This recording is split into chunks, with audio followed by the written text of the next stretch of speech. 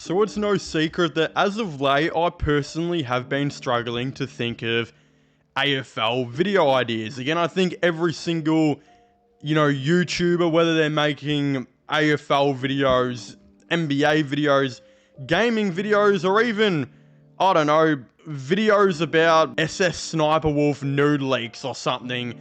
I really don't know, but every single YouTuber sometimes struggles for video ideas, and that has been genuinely me for a little bit now. But I did actually see a post by SCN that I thought was very interesting, done by Tim Watson actually. So if you guys disagree with this list, you guys can, go send Tim Watson a very lovely message on Instagram, talking about basically his prediction on AFL coaches and how much pressure they're going to be under in 2025. Again, I thought it'd be interesting if I gave you guys my thoughts and opinions, comparing them to Tim Watson's on who I think will be under pressure in 2025, and if I agree or disagree with the former 2012 Brownlow medalist, father.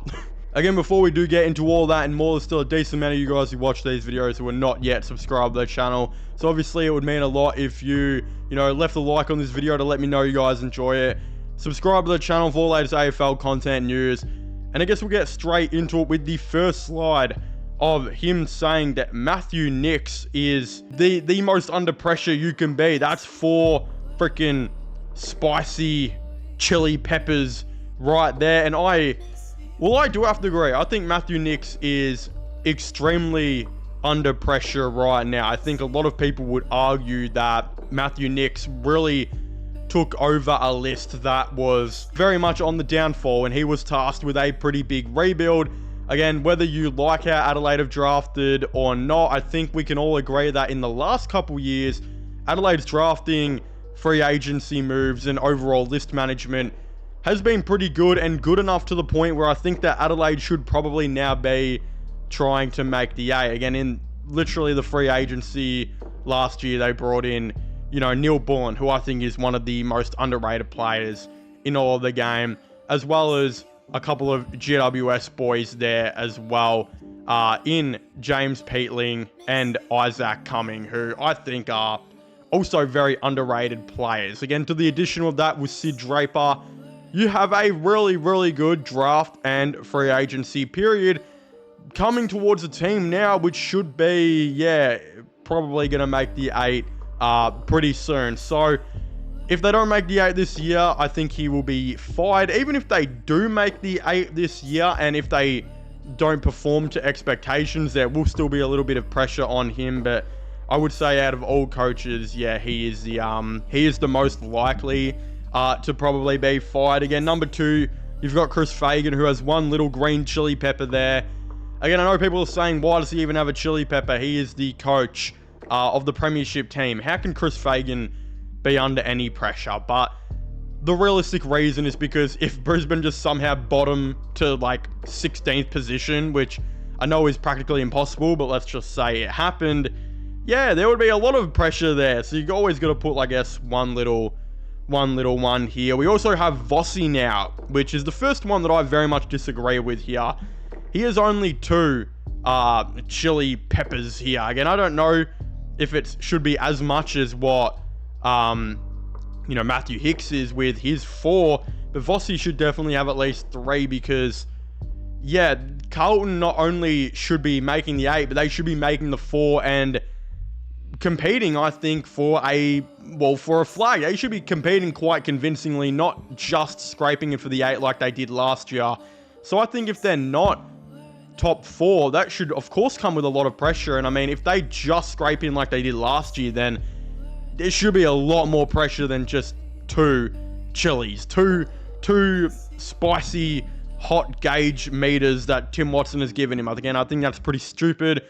Craig McRae's in a similar boat. How is he only on 1 when Collingwood didn't make the 8 last year? What happens if Collingwood don't make the 8 this year? Again, I think a lot of you guys probably think they will make the 8. I think they probably will make the 8. But if they don't, there's a lot of problems with that. There's a lot of pressure to make the 8 here.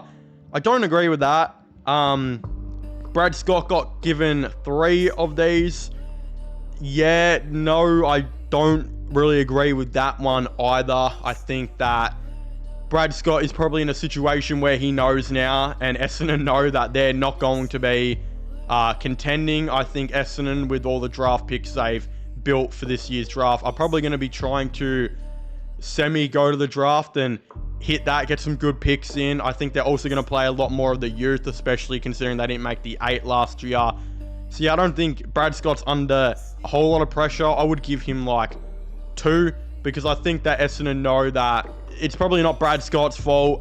If they couldn't make the 8 last year with that team that they had, which I thought was actually okay, they're definitely not going to make the 8 this year.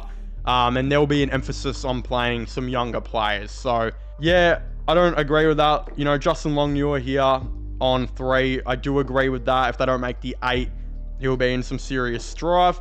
Chris Scott on 2. Yeah, I mean, I don't know. I guess, yeah, if they don't make the 4 and do something good, like everyone always thinks they will, maybe there'll be a tiny bit of pressure, but I don't think he'll be under that much pressure at all. Even if they do miss the 8 somehow, which I doubt will happen, but if they do, yeah, he's had a great run. I don't think there's going to be any pressure or any doubt on him being a good coach. Damien Hardwick at 2. Yeah, I semi-agree with that. You could almost bump it up to 3, but in saying that, I don't want him in the same conversation as Vossi and Hicks and Longmuir. It's just not that way at all. Again, if Damien Hardwick doesn't make the 8 with the Suns, tiny little problem. They should be making the 8. 2 is probably fair enough. Again, 2 for Adam Kingsley. Yeah, I don't know if he's under that much pressure. He's done pretty well with the GWS list that they've had so far, and like in 2023 was only a couple points off being in a grand final. So I like that. We also got Mitchell on 1. Completely agree. Tiny bit of pressure to make the 8 again, but really no pressure because no one expected them to make the 8 last year, and they did it in really good, fashion. You got Simon Goodwin here on 4.